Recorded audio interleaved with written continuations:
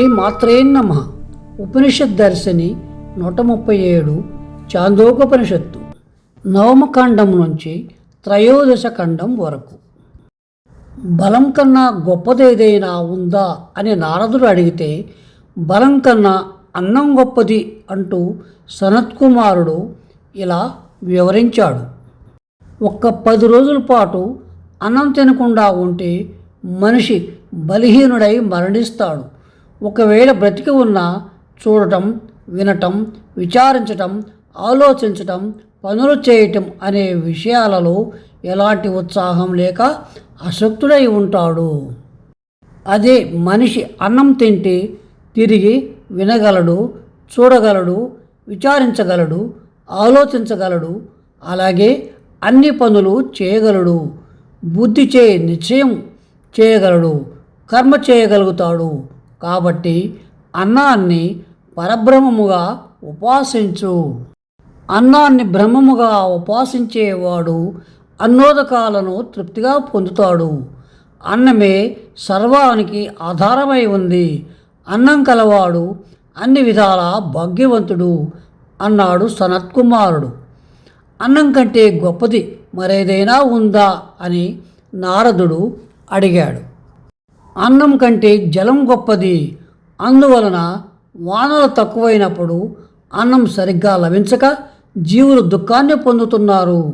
వర్షపాతాలు సమృద్ధిగా ఉన్నప్పుడు అన్నం సమృద్ధిగా లభిస్తుందని జీవులు ఆనందిస్తున్నారు. రూపాన్ని పొందిన సర్వ పదార్థాలలోనూ జలమే నిండుగా ఉంటుంది. అందువల్ల పదార్థాలన్నింటికీ జలమే ఆధారం. ఈ భూమి, అంతరిక్షము, ద్యులోకము, కొండలు, దేవతలు, మానవులు, పక్షులు, క్రిమికీటకాదులు మొదలైన సమస్తము జలమయంగా ఉన్నాయి. అందుకని జలమునే బ్రహ్మముగా ఉపాసించు అని నారదునకు చెప్పాడు. జలాన్ని బ్రహ్మగా ఉపాసించేవానికి సర్వ కోరికలు తీరి పూర్ణ తృప్తుడవుతాడు అని చెప్పగా నారదుడు ఈ జలం కన్నా గొప్పదేమైనా ఉందా అని అడిగాడు. తేజస్సు జలం కంటే గొప్పది అంటూ సనత్కుమారుడు ఇలా చెప్పాడు.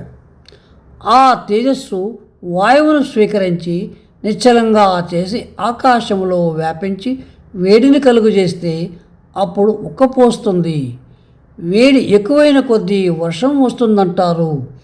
తేజస్సు మొదట కళ్ళకు కనపడుతూ నీరు పుట్టిస్తుంది.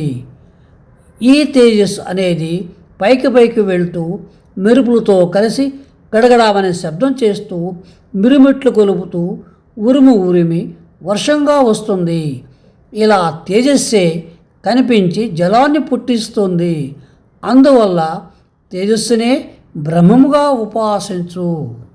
తేజస్సును బ్రహ్మముగా ఉపాసించేవాడు మిక్కిలి తేజోవంతుడై తేజస్సుతో ప్రకాశించే లోకాలకు కాంతినిచ్చేవాడై తమస్సు అనగా చీకటి లేని లోకాలకు చేరుకుంటాడు అని సనత్కుమారుడు చెప్పగా నారదుడు భగవాన్ తేజస్సు కన్నా గొప్పదేదైనా ఉందా అంటే ఆకాశం తేజస్సు కన్నా గొప్పది అని అన్నాడు. ఆకాశం మధ్యలో సూర్యుడు, చంద్రుడు, విద్యుత్తు, నక్షత్రాలు, అగ్ని మొదలైనవెన్నో ఉన్నాయి. మానవుడు ఆకాశం యొక్క సహకారంతోనే మాట్లాడగలుగుతున్నాడు, తిరిగి వినగలుగుతున్నాడు. ఆకాశంలోనే మానవుడు సర్వకార్యాలు చేస్తున్నాడు.